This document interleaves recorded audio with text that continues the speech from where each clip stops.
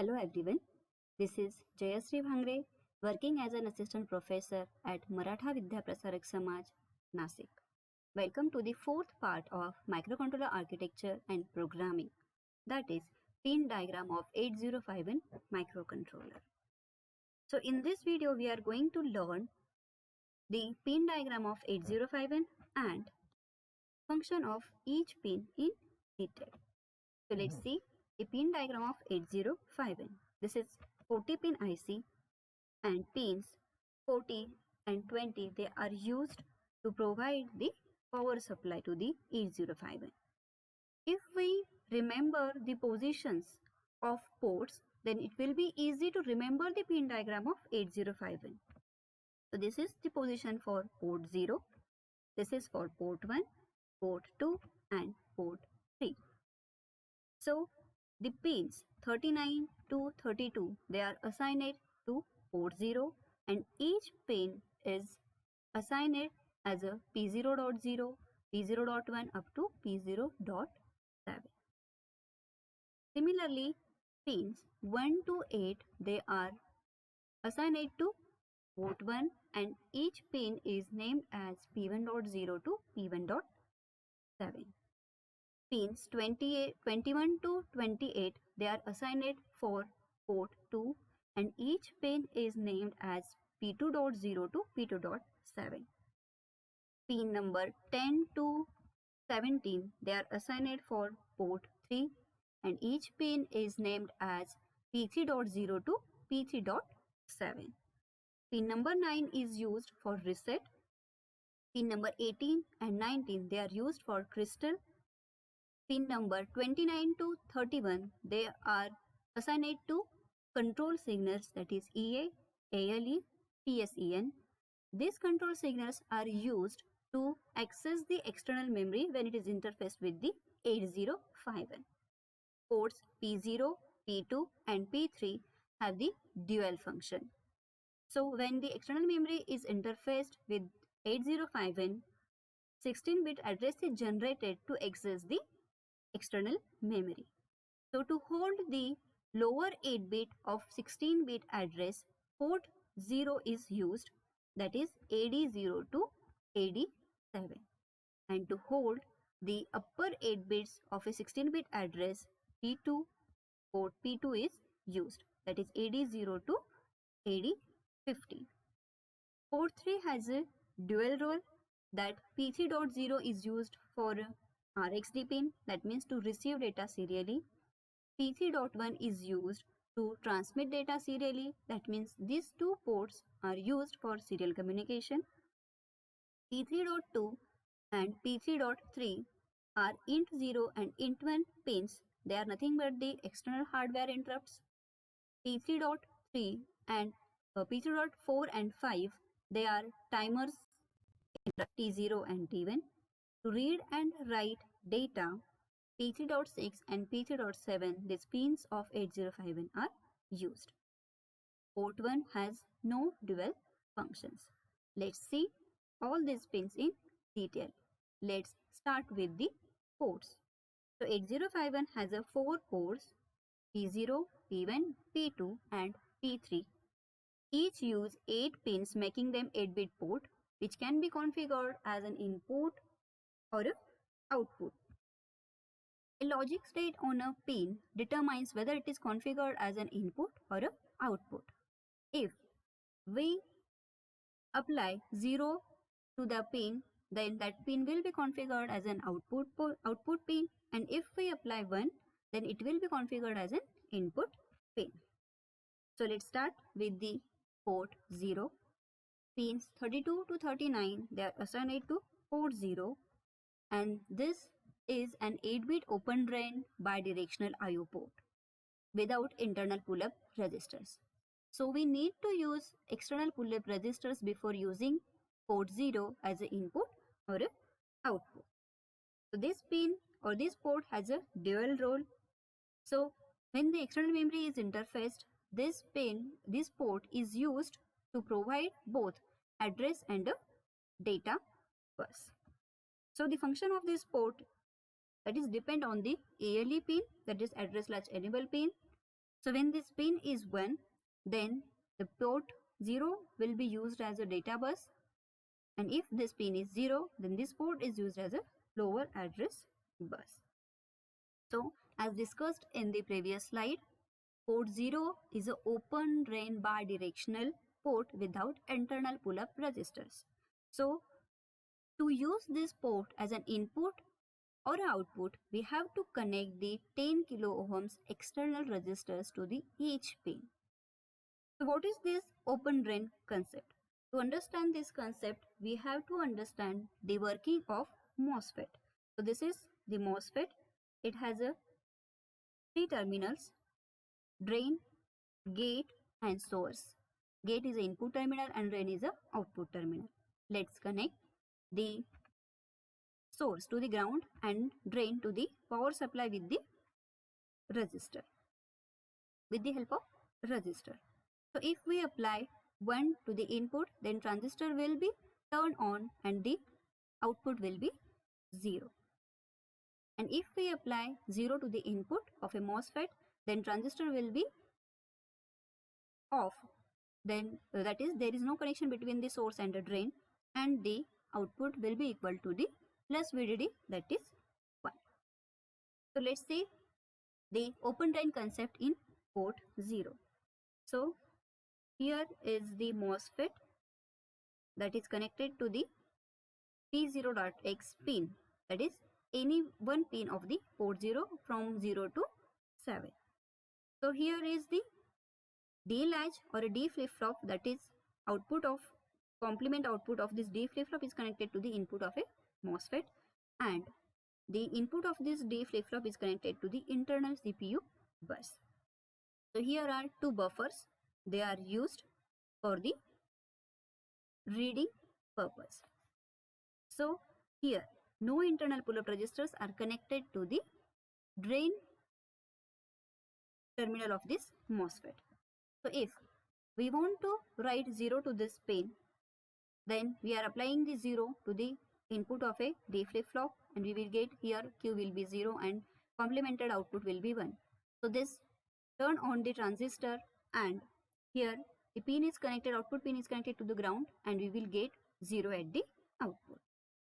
Now if we want to write 1 to the P0.X pin, then we are applying 1 to the input of a D flip-flop. So we will get complemented output 0.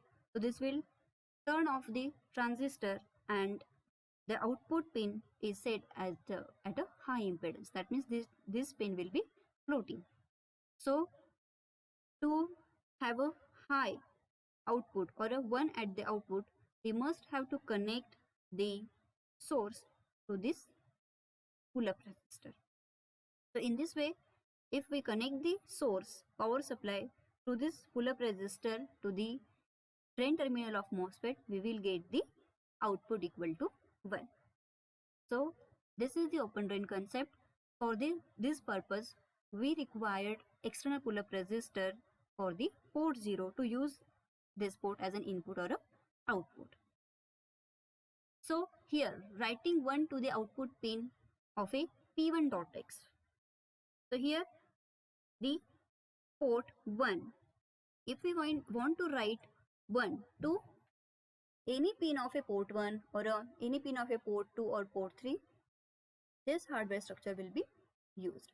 So here internal pull-up resistors are present. So if we are applying 1 to input of a D flip-flop, so Q bar will be 0. This will turn off the transistor and we will get 1 at the P1.X pin. And if we want to write the 0 to output pin, that is P1.X, so we are applying 0 to the input of a D flip-flop and we will get Q bar equal to 1. This will turn on the transistor and the output will be, or this pin will connected to ground, and we get 0.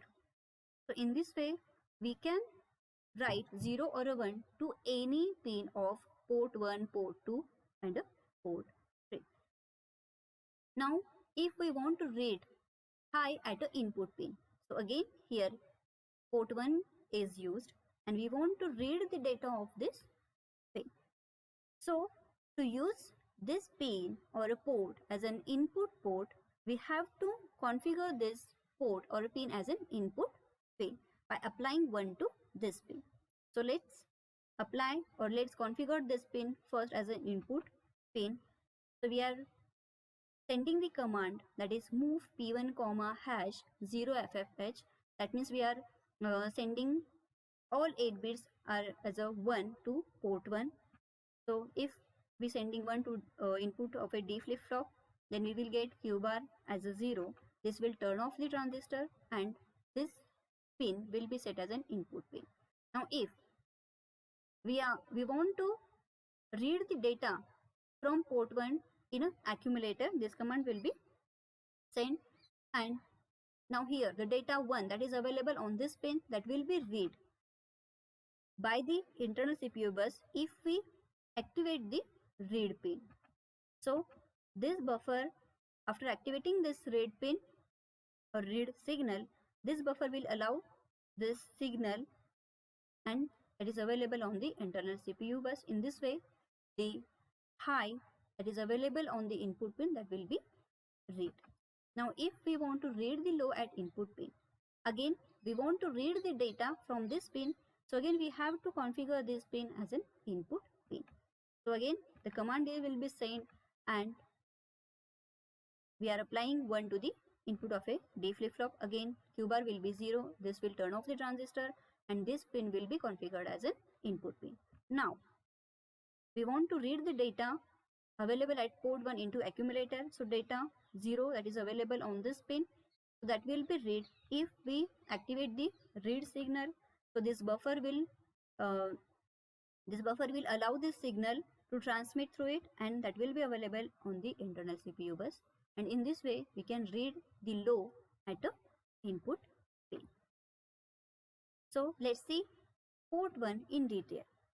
Pins of 8051 from 1 to 8, they are assigned to port 1.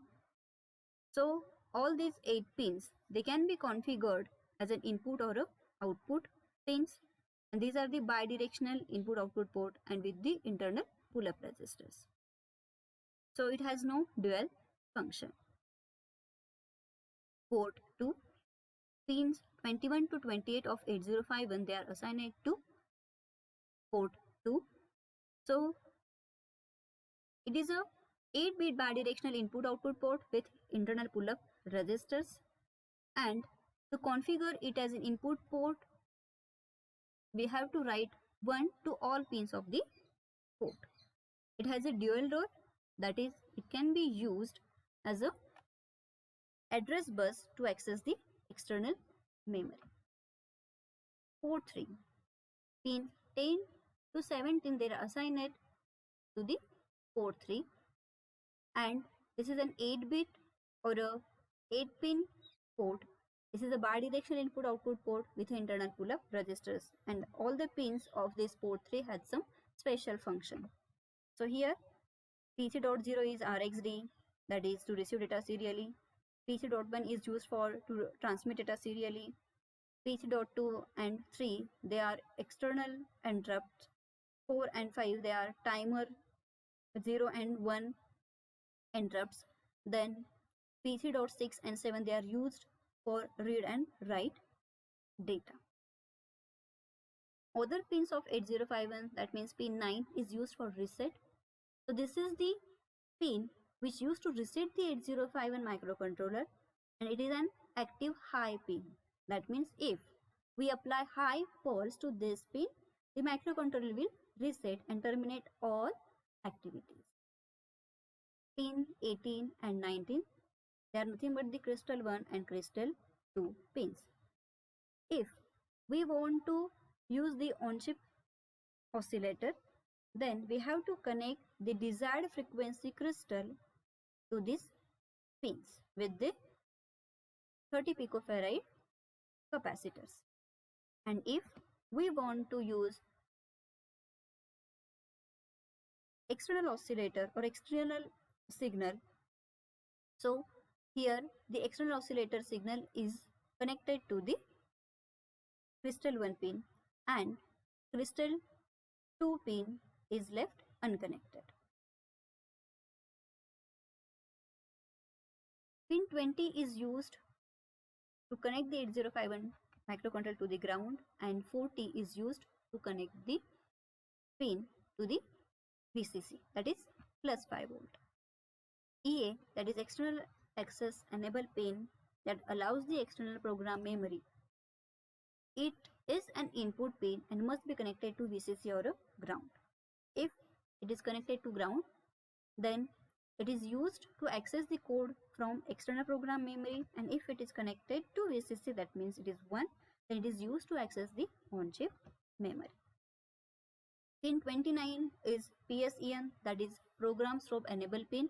It is an output pin for 8051 and it is used to access the external program memory.